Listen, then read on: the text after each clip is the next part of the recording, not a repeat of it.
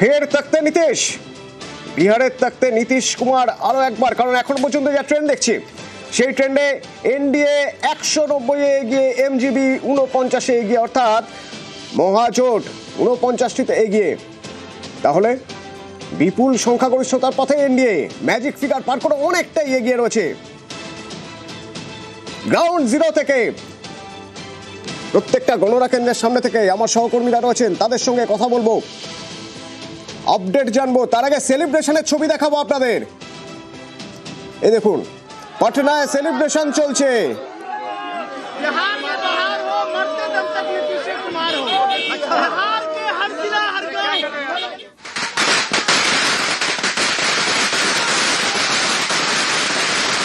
রবীন্দ্র নারায়ণ আছে আমার সঙ্গে,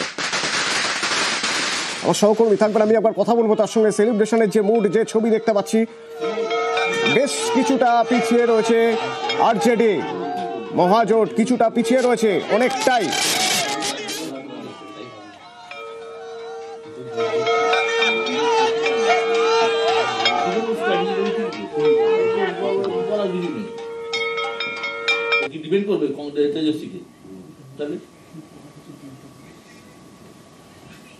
মিষ্টি মিষ্টি মুখ চলছে।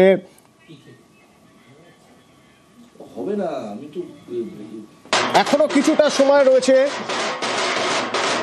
পুরোপুরি ফল বেরোতে, তবে তার আগে এখন থেকে এই সেলিব্রেশন শুরু হয়ে গিয়েছে।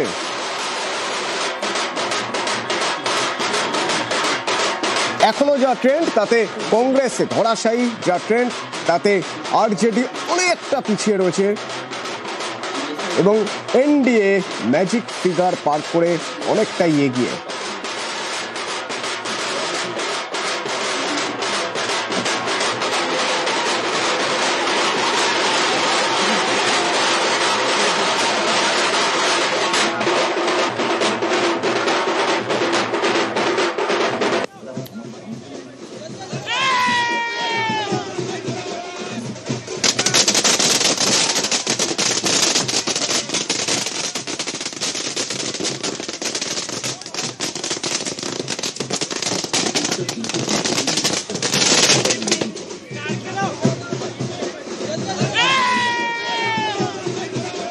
रविंद्र नारायण सरासरी আমার সঙ্গে রয়েছে। रविंद्र नारायण, थोड़ा आपसे देखना चाहेंगे वहाँ पे सेलिब्रेशन का माहौल कैसे चल रहा है अभी?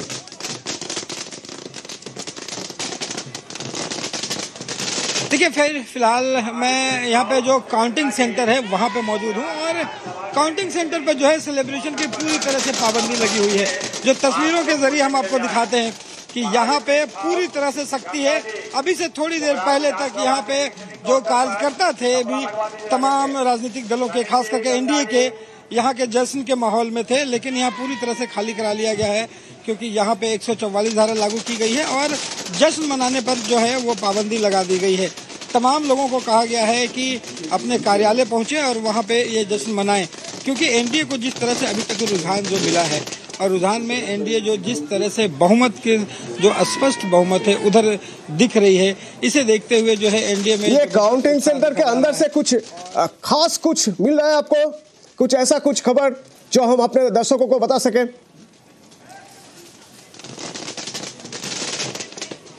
देखिए, काउंटिंग के अंदर से जो बड़ी खबरें ये मिल रही है कि यहाँ पे जो तमाम एनडीए के जो उम्मीदवार हैं वो आगे हैं और खास करके एक चेहरा रामकृपाल यादव है जो बीजेपी के पहले केंद्रीय मंत्री हुआ करते थे, वो अभी फिलहाल पीछे चल रहे हैं। तो ये पूरे एक ढंग से कहें तो एनडीए के लिए एक रामकृपाल यादव के रूप में झटका है। बाकी तमाम जो उम्मीदवार हैं वो एनडीए के आगे चल रहे हैं और यहाँ पे जो मतगणना है वो लगभग 8 से 10वें चरण की मतगणना चल रही है और लगभग जीत के, और अभी से थोड़ी देर के बाद जो है ऐसे माना जा रहा था कि इस बार ये जनसुराज पार्टी कुछ इधर उधर कर जाएगा, कहीं पे वोट का कुछ इधर उधर हो जाएगा, पर जनसुराज पार्टी अभी तक ऐसा कुछ भी नहीं कर पाया। मतलब अभी तक काउंटिंग जो हो रहा है वहां पे जनसुराज पार्टी का कोई नाम निशान नहीं दिख रहा है। क्यों ऐसा, क्यों लग रहा है आपको? जी बिल्कुल, और देखिए जनसुराज पार्टी के लिए ये सबसे बड़ा झटका है क्योंकि जिस तरह से प्रशांत किशोर ने जो दावे किए थे, जिस तरह से प्रशांत किशोर ने यहाँ तक कह दिया था कि जनता दल यूनाइटेड जो नीतीश कुमार की पार्टी है वो 25 सीटों से अगर ज्यादा आएगी तो राजनीति छोड़ देंगे। अब जबकि हकीकत सामने नजर आ रहा है, वो अभी तक 2 सीटों पर जो है रुझान में आगे हैं, लेकिन अगर मत प्रतिशत की भी अगर बात करें तो वो 5% टोटल मत प्रतिशत के भी अभी आगे नहीं गए हैं। तो एक ढंग से माना जा सकता है कि जो प्रशांत किशोर के जो तमाम दावे थे वो फेल हो रहे हैं। भीड़ जरूर दिखाई पड़ती थी यहाँ जनसुराज पार्टी और पीके के बारे में और भी जानकारी लेंगे आपसे, बने रहेंगे हमारे साथ। रजनीश है हमारे साथ। क्या लग रहा है ऐसे ऐसे कैसे हो गया? सबको यह उम्मीद था कि कुछ तो हलचल होगा। पीके ने यह भी कहा था कि इस बार ऐसा कुछ छाप दिखा जाएगा कि लोग कहेंगे जनसुराज पार्टी एक नया मुद्दा लेके आया है, एक नया पार्टी है, नया पॉलिटिकल एजेंडा लेके आया है। अगर नहीं होगा तो शायद पॉलिटिक्स छोड़ ही देंगे हम। पर अभी क्या पॉलिटिक्स छोड़ने की टाइम आ गया है? क्या लग रहा है आपको?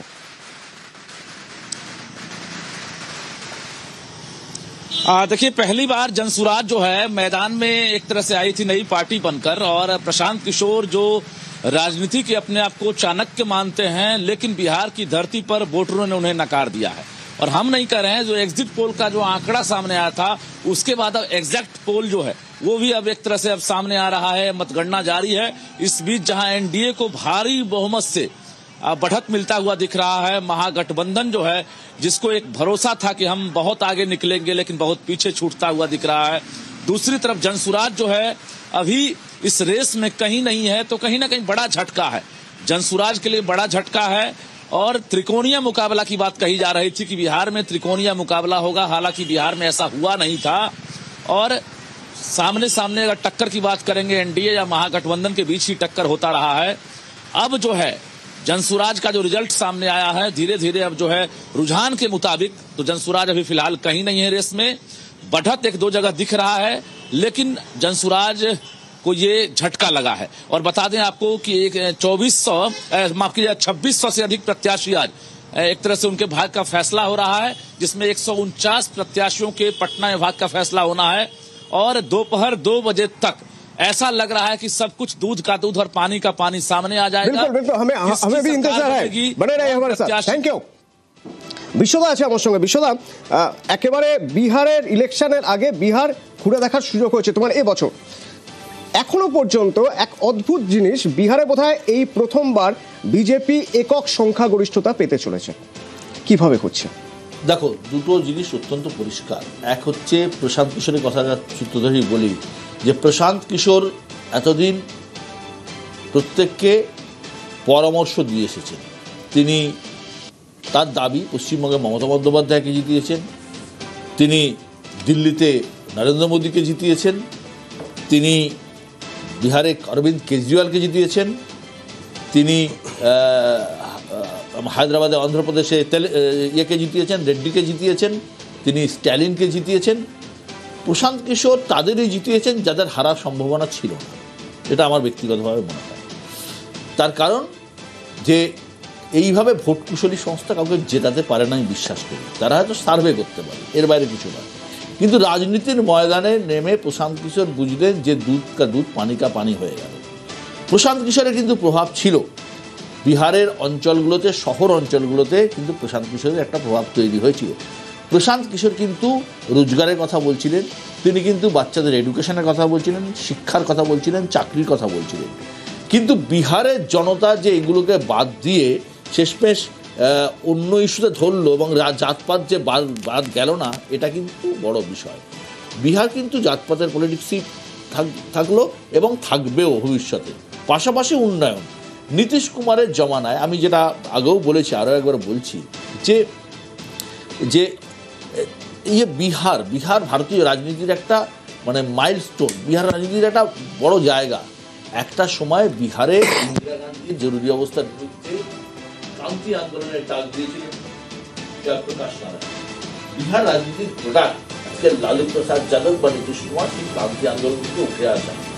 তো এই জায়গায় দাঁড়িয়ে এই বিহারে লালু প্রসাদ ওবিসি নেতা। বিশ্বদা, আমি শুনবো অডিওতে কোথায় কোথাও কোনো সমস্যা হচ্ছে, আমি শুনবো বিশ্বদার সঙ্গে কথা বলবো। তবে আমি একবার প্রতিবাবুর সঙ্গে কথা বলবো। প্রতিবাবু, এর পাশাপাশি যে দিকটা নিয়ে আমি কথা বলার চেষ্টা করছিলাম বা বোঝার চেষ্টা করছিলাম যে একক সংখ্যাগরিষ্ঠতা বিজেপির বিহারে কিভাবে সম্ভব হচ্ছে? দেখুন, এটা এই জন্যই সম্ভব হচ্ছে যে বিজেপি যেটা করেছে, যে জোট যেটা, যে জেডিইউর ফেসটা কিন্তু রেখেছিল নীতিশ কুমারের। কখনোই সম্রাট চৌধুরী ফেস হবে, চিফ মিনিস্টার হবে এমন কথা তারা বলেনি। ফলে জেডিইউকে যে সম্মান দেওয়া হল, যে চিফ মিনিস্টার হিসাবে তাকেই রাখা হবে, যতই শারীরিকভাবে তার অবনতি হোক, শরীর খারাপ হোক নীতিশ কুমারের, এই জায়গাটা, এবং একই সাথে নীতিশ কুমার কেন্দ্রীয় সরকারের একটা বড় জোটসই। ফলে এই জায়গাটা বিজেপি কিন্তু দেখিয়েছে যে বিহারকে নিয়ে সে দিল্লিতে থাকছে, এবং বিহারেও সে দিল্লির যে কেন্দ্রীয় সরকারের যে যোজনা বলুন, প্রকল্প বলুন, সেগুলো আরও বেশি করে দেবে। ফলে উন্নয়নের যে বার্তা, এবং দ্বিতীয় প্রজন্মের নেতা, আজকে আপনি সম্রাট চৌধুরীর পাশাপাশি তেজস্বী যাদবকে দেখুন, এই দ্বিতীয় প্রজন্মের নেতার মধ্যে, বা চিরাগ পাসওয়ানকে দেখুন, অনেক এগিয়ে। তাদের দেখলে একটা নির্ভরশীলতা, তাদের কথাবার্তা, বাচনভঙ্গি, সব জায়গায় একটা পরিশীলতার ছাপ রয়েছে, যেটা কোথাও গিয়ে তেজস্বী যাদবের মধ্যে নেই। ফলে বিজেপি এখানে যেটা করেছে, যে একটা আগামী প্রজন্মের নেতৃত্ব, সেটা জেডিইউর কিন্তু নেই। জেডিইউ নীতিশ কুমারই সম্বল। সেটা আরজেডির যারা দ্বিতীয় প্রজন্মের নেতৃত্ব, সেটা নেই। কিন্তু বিজেপির দ্বিতীয় প্রজন্মের নেতা বিহারে তৈরি। চিরাগ পাসওয়ানের মতো একটা শরিক রয়েছে, দ্বিতীয় প্রজন্মের নেতা, তারা তৈরি। ফলে এই যে নতুন নেতৃত্বকে তুলে আনা, এবং বিশ্বদা একটু আগে বলছিলেন যে এই যে ইবিসি সম্প্রদায়কে গুরুত্ব দিয়ে জনসংখ্যার যে বিন্যাস, তার নিরিখে নেতৃত্বকে নিয়ে আসা। অডিও সমস্যা বোধহয় ঠিক হচ্ছে। হ্যাঁ বিশ্বদা, আমি যেটা বলছিলাম সেটা যে বিহার পলিটিক্স অত্যন্ত ইন্টারেস্টিং একটা জায়গা, অত্যন্ত ইন্টারেস্টিং জায়গা। আমি জেপির আন্দোলন থেকে লালু এবং নীতিশের উঠে আসা বলছিলাম। 1990 সালে লালু প্রসাদ বিহারের মুখ্যমন্ত্রী হন। লালু প্রসাদ মুখ্যমন্ত্রী হওয়ার পর কিছুদিন শাসন চলতে চলতে লালু প্রসাদের যে সুশাসন ছিল না এবং জঙ্গলরাজ তৈরি হয়েছিল, তার বিরুদ্ধে বিদ্রোহ করে 14 জন সাংসদ। সামনে থাকেন জর্জ ফার্নান্ডেজ, পেছন থেকে চালান নীতিশ কুমার। জনতা দল ভেঙে যায় এবং তারা একটা দল তৈরি করেন, তার নাম হয় সমতা পার্টি।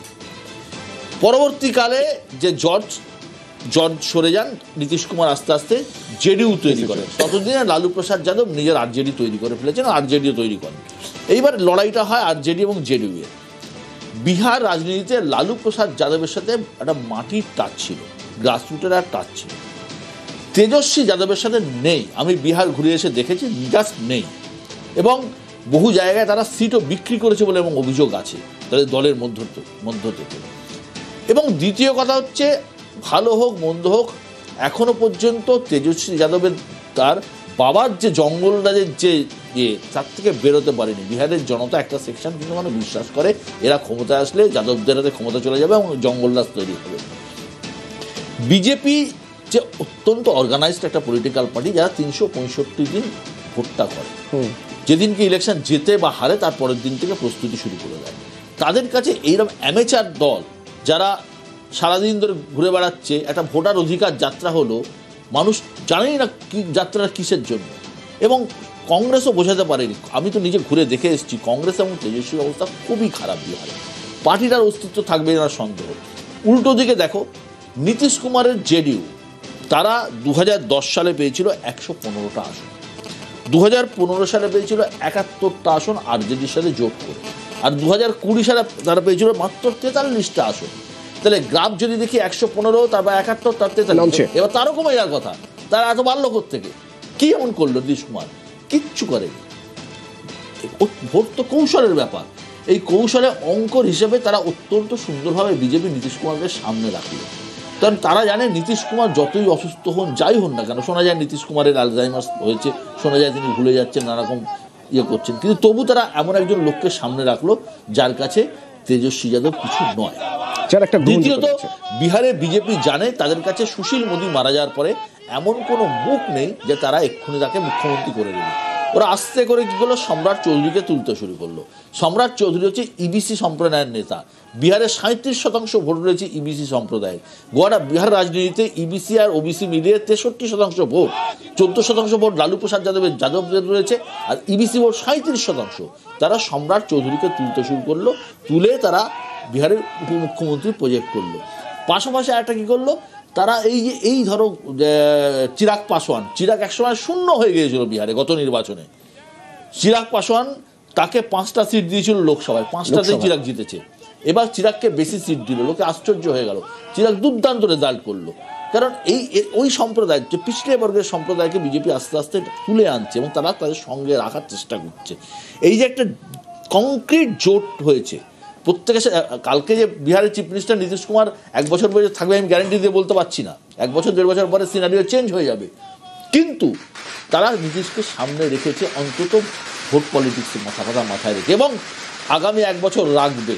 1 বছর পরে কি হবে কি হবে না আমার পক্ষে বলা সম্ভব না, কিন্তু একটা আঞ্চলিক দলকে তারা সঙ্গে নিয়ে চললো। কারণ বিজেপি খুব ভালো করেই জানে একার ক্ষমতায় যে ব্রাহ্মণ এবং ঠাকুর, রাজপুত, ভূমিহার এই ভোট দিয়ে বিজেপি একা পারবে না। জাতপাতের ভোট বলা হয় বিহারে, প্রত্যেকটা জাতে বা জাতপাতের ভোট যারা করে, যারা লড়াই করে, তাদের যারা মাথা, তাদেরকে যদি কনফিডেন্সে নেওয়া যায় না। জাতপাতের সাথে বিজেপি সূক্ষ্মভাবে মেশালো কি? মেশালো হচ্ছে উন্নয়নের অঙ্ক, এবং মেশালো কি? মহিলাদের 10,000 টাকা। এই মহিলাদের 10,000 টাকা, যেটা আমি নিজে গিয়ে দেখেছি, ভোটের আগের দিন, প্রথম দফা ভোটের আগের দিন মহিলাদের অ্যাকাউন্টে ঢুকেছে। তার কারণ তারা ইলেকশন কমিশন থেকে একটা পারমিশন নিয়েছিল অনগোয়িং প্রজেক্ট হিসেবে করে, সেই পারমিশন পেয়ে তারা করেছে, এবং এটা একটা বড় প্রভাব ফেলেছে বিহারের ভোটে। মহিলাদের ভোটদানের হার তুমি দেখো 71% বেশি। সুতরাং অত্যন্ত ক্যালকুলেটিভ পলিটিক্স যেটা বিজেপি এবং এরা এনডিএ করেছে, তার সামনে হাওয়া হয়ে গেছে এই অ্যামেচারিজ পলিটিক্স, অর্থাৎ মানে চলো ওর ছড়ি তোর বিয়ে টাইপের ওই ধরনের পলিটিক্স আজকালকার দিনে সত্যিই চলে না, যেখানে নীতিশ কুমার জিতেছে। मनोज तिवारी বক্তব্য আসছে, শুনবো। कुछ भी दिखता रहता है, लेकिन रियल में जनता विचार करती है, जनता कभी कभी बोलती है। तो जब हम गए थे, हम 78 प्रत्याशियों के क्षेत्र में गए हैं, नॉमिनेशन से लेके रैली तक, नुक्कड़ से लेके रोड शो तक। मैं जहां जहां गया ना, एक विचार आया कि नहीं, मोदी दिले बाड़े, नीतीश दिले बाड़े, तो उनके संगे जाए के बाद। इवन महागठबंधन का वोट बैंक बोझा लेके हमारी 2 बहन जा रही है, किसी ने माइक लगा दिया, पत्रकार ने मुस्कुरा के कैले बा, तो कैले तो मोदी जी बाड़े, नीतीश जी बाड़े। अच्छा, तो वोटवा के दे? अच्छा, घरे पूछा था नहीं, क्योंकि वो बोल नहीं सकती है, इतना कह दिया, और नाम टाइटल में यादव। तो मैं ये सब वीडियो जब देखता था तो मैं समझ जाता था, जो ये लास्ट में बोली ना कि अब घर से पूछ के करेंगे, इसका मतलब क्या? जब जिस समय बटन दबाना होगा दूसरा तो कोई थोड़ी खड़ा रहता है। बिहार की माताओं बहनों का जो विश्वास, और इस बार तो ये जो अभी टैली चल रही है 192 तक, 190 प्लस चल रही है, ये तब होता है जब जाति की दीवारें गिर जाती हैं। जब जिनको आप कहते थे MY हमारा समीकरण, तो MY भी अब Y तो वोट देने लगा एनडीए को। M कह रहा है चलो जो होगा देख लेंगे यार, फायदा तो उसी से है। ये मैं तो डे 1 से कह रहा था बिहार में लैंडस्लाइड विक्ट्री होगी, 2010 की तरह होगी। एक तरफ नेतृत्व है लालू यादव, राहुल गांधी, तेजस्वी का, जो प्रतीक है जेल और बेल के, भ्रष्टाचार के, जंगल राज के, लूट खसोट के, अपहरण के, हत्या के। और बिहार की जनता अमन, चैन, शांति के लिए वोट दिया है, न्याय के साथ विकास के लिए वोट दिया है। और इधर नेतृत्व है नीतीश कुमार, नरेंद्र मोदी। भले युवा ने नहीं देखा वो काल, लेकिन उनके बुजुर्गों ने तो देखा है, और ये जीत उसी की। नीतीश कुमार ने महिलाओं की सशक्तिकरण की, नरेंद्र मोदी जी ने लाखपति दीदी का कॉन्सेप्ट दिया गरीबों की महिलाओं को सशक्तिकरण के लिए। तो महिला क्या वोट देगी लूट खसोट वालों को? महिला ने नरेंद्र मोदी और नीतीश कुमार पे भरोसा किया, लाखपति दीदी बनने का एक उनको अवसर दिया है, इसकी जीत भी कह सकते हैं। কংগ্রেসের অভিষেক বন্দ্যোপাধ্যায় রয়েছে। অভিষেক, ভোটার অধিকার যাত্রা, গ্রাউন্ড রিপোর্ট বলছে এই ভোটার অধিকার যাত্রায় মানুষের মধ্যে সেভাবে প্রভাব পড়েইনি। মানুষ কেন এই যাত্রায় হাঁটবেন, ভোটার অধিকার সেই ব্যাপারটা হয়তো কংগ্রেস বোঝাতেই পারেনি, এটা গ্রাউন্ড রিপোর্ট বলছিল। যদি ধরেও নিই যে গ্রাউন্ড রিপোর্টে কোথাও কোনো অস্বচ্ছতা রয়েছে, ভোটের রেজাল্ট যখন আসতে শুরু করলো দেখা গেল বিষয়টা একই, কংগ্রেস যে তিমিরে সেই তিমিরেই, বলা যেতে পারে আরো খারাপ অবস্থা হচ্ছে। আচ্ছা, প্রথম কথা হচ্ছে যে বন্ধু তরুণ আছে, তরুণকে তার এই অভাবনীয় ফলাফলের জন্য অভিনন্দন। শুধু একটাই কথা যে নরেন্দ্র মোদী একবার বলেছিলেন থিঙ্ক গ্লোবাল অ্যাক্ট লোকাল, সেই আদর্শ মেনে আমরা যেরকম হরিয়ানায় দেখেছি ব্রাজিল থেকে পরিযায়ী ভোটার এসছে, এখানে অন্তত অস্ট্রেলিয়া বা সাউথ আফ্রিকা থেকে আসবে না আমরা আশা করব যে একই মানুষ একাধিক জায়গায় ভোট দেওয়ার আমরা যে ডায়নামিক্সটা দেখতে পাচ্ছি থ্রু সোশ্যাল মিডিয়া এবং থ্রু বিভিন্ন মিডিয়া রিপোর্ট, সেটাও যেন মিথ্যে হয়। আমরা জানতে চাই যে জঙ্গলরাজের বিরুদ্ধে এই সরকার ভোট দিয়েছে এবং এই মানুষ ভোট দিয়েছে, 8 পাস 14টা খুনের দায়ে অভিযুক্ত সম্রাট চৌধুরী কি করে তার মুখ হতে পারে? এগুলো সবকটা প্রশ্ন, এবং সবকটা প্রশ্ন হওয়ার পরও ফলাফল দেখা যাচ্ছে যে মানুষ এগুলোকে নস্যাৎ করে দিয়ে মানুষ এগুলোর বিরুদ্ধে আমাদেরকে পরাভূত করেছে, স্বীকার করে নিতে হবে। এই যে তুমি যে প্রশ্নটা বললে, তোমরা ইনফ্যাক্ট বিশ্বদা আর্কাইভে দেখতে পারো যে যেদিন ভোটার অধিকার যাত্রা হচ্ছে ভিড় উপচে পড়ার মতো, ভিড়টাকে ভোটে কেন কনভার্ট করতে পারেনি, আমাদের কোথায় সংগঠনের দুর্বলতা ছিল, নিঃসন্দেহে সেগুলো নিয়ে আলোচনা হবে। কিন্তু আমরা যেটা নিয়ে একটু আগে তোমরা সবাই আলোচনা করছিলে, পিকে যে ভোট কুশলী হিসেবে তিনি যতটা সফল, হয়তো ভোটার বা রাজনীতিবিদ হিসেবে না, সেটার মূল্যায়নের স্থান এটা নয়। কিন্তু ও যদি 8% থেকে 9%, কেন বলছি 8% থেকে 9%, কারণ 2024 10% কাছাকাছি ভোট পেয়েছিল 2024 লোকসভাতে। এবার যদি 8% 9% ভোট পায়, সেই ভোটটা কাদের ভোট পাবে? আজ অব্দি ভারতবর্ষের ইতিহাসে অগপ বাদ দিয়ে, অসম গণ পরিষদ বাদ দিয়ে কোনো নতুন পার্টি এসছে এবং সে কোনোদিন সরকারের ভোট কাটেনি। সরকারের ভোট মোটের ওপর 40%-এর ওপর থাকে, বাকি যে 60% ভোট থাকে সেখান থেকে ভোটটা কাটা হয়, সেটা যে কোনো ক্ষেত্রে প্রযোজ্য। এখানে যে 8 থেকে 9% মানে বলছেন যে এই যে মহাজোটের ভোট কমে গেছে, পার্সেন্টেজ কমে গেছে, তার জন্য জনসুরাজ পার্টি দায়ী? খুব স্বাভাবিক, কারণ জনসুরাজ পার্টি যে লগর হনটা করেছিল সেটা একমাত্র করেছিল হচ্ছে নীতিশের এগেনস্টে, এবং নীতিশ কুমারকে কি বলবো যে অকর্মণ্য বা অশীতিপর এবং তার পক্ষে আর চালানো সম্ভব না, এটা যত না আমরা পোর্ট্রে করেছি তার থেকে অনেক বেশি করেছিল পিকে। তাহলে আলটিমেটলি বিরোধী রাজনীতি 1 নম্বর। 2 নম্বর যে কথাটা বিশ্বদা খুব ঠাড়ে ঠাড়ে বলতে ছিল এবং খুব ইম্পর্টেন্ট, সেটা হচ্ছে যে এই মুহূর্তে দাঁড়িয়ে বিজেপি একক সংখ্যাগরিষ্ঠ দল নয় যদিও, কিন্তু বৃহত্তম দল। এবার আজকে যদি বিজেপি বৃহত্তম দল হওয়ার সুবাদে ঠিক যেরকম মহারাষ্ট্রে করেছিল, সকল প্রিপোল অ্যালায়েন্স বা প্রিপোল কমিটমেন্টকে নস্যাৎ করে দিয়ে দেখা গেল সম্রাট চৌধুরী বা অন্য কাউকে প্রজেক্ট করলো। আমরা নীতিশ কুমারের ট্র্যাক রেকর্ড জানি, সরকার কি হবে ঈশ্বর জানে। আর আরেকটা ব্যাপার, আমি সবার থেকে অনুমতি নিয়ে জানতে চাইছি, এখন অব্দি কত রাউন্ড গণনা হয়েছে? কারণ আমি 12টার সময় তোমাদের চ্যানেলেই শুনলাম 4th রাউন্ড গণনা না 5th রাউন্ড গণনা হচ্ছে। না, এখনো পর্যন্ত 7 থেকে 8 রাউন্ড গণনা হয়ে গিয়েছে, তার মানে আরো 6 রাউন্ড বাকি। হ্যাঁ, এখনো 6 রাউন্ড বাকি রয়েছে।